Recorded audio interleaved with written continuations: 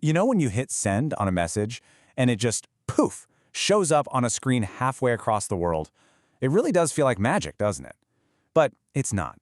It's actually a system of invisible rules, this kind of silent agreement that keeps our whole digital world spinning. So let's pull back that curtain and take a look at the hidden language of the internet.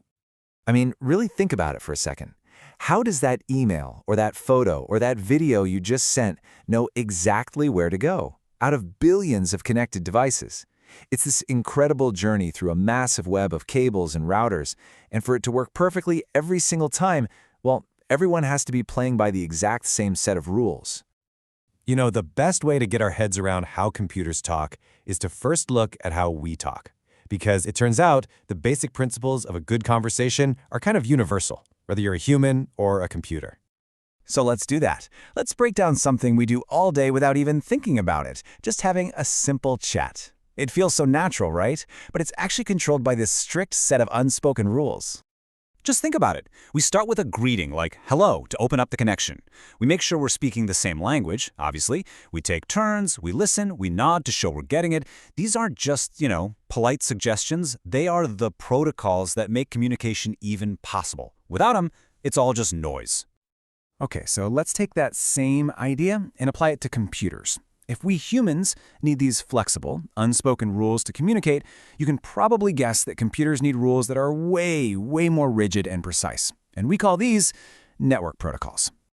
So a protocol is basically the digital rule book for conversation. It tells computers exactly what to say, when to say it, and what the message needs to look like. There is absolutely zero room for interpretation. It has to be perfect. And what's so cool is how closely it mirrors our own chats. Timing is just like knowing when it's your turn to speak. Message size is like, not rambling on for too long. And the format, well, that's just the language and grammar. Every single piece of a digital conversation is laid out by these protocols. Now, just like you wouldn't talk the same way to one person as you would to a whole room, networks need different ways to address their messages. They can't just shout everything to everyone all the time. Can you imagine? It would be total chaos.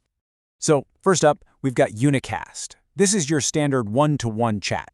It's when one computer sends a packet to a single, specific destination. It's direct, it's private, just like sending a sealed letter or a DM. Then you've got the complete opposite, broadcast. This is a one-to-all message. One device sends out a packet, and every single other device on that local network gets it. Think of it like a loudspeaker announcement in an office building. Everybody hears it, even if it's not meant for them. And finally, there's the perfect middle ground, multicast. This is one-to-many, but not to everybody. A message gets sent out and is targeted only to members of a specific group. This is your group chat or a live video stream. It doesn't go to the whole internet, just to the people who've said, hey, I want to see this. That's multicast.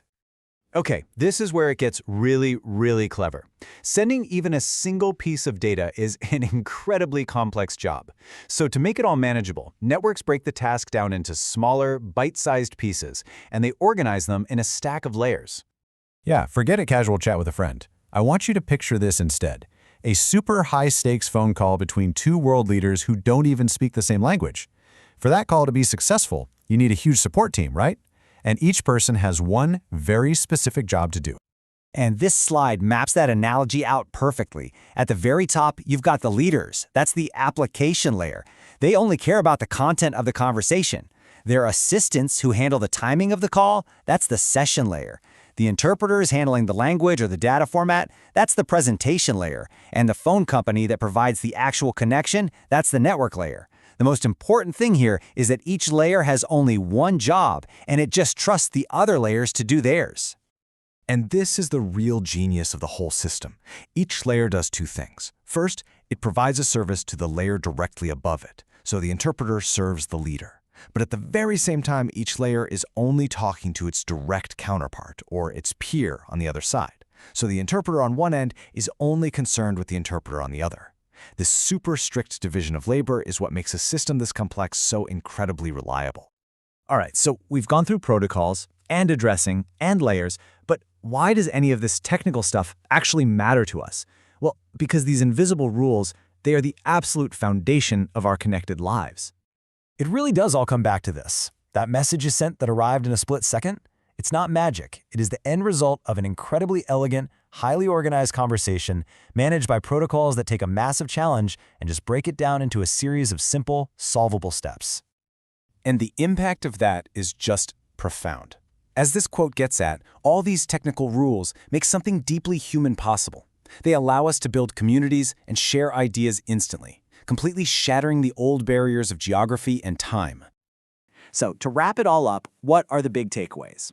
First, the internet works because of protocols, those essential rules of conversation. Second, networks use different addressing modes to make sure they're talking to the right audience. Third, all that complexity is managed by breaking the job down into layers. And at the end of the day, these invisible rules are the bedrock of our entire modern world. And that kind of leaves us with one last big thought. We've built this incredible system based on these rules, but as we move into a world filled with AI, with smart homes, with devices that are constantly talking to each other without any help from us, what new, even more complicated rules of conversation will they need to learn? What are their conversations even going to look like?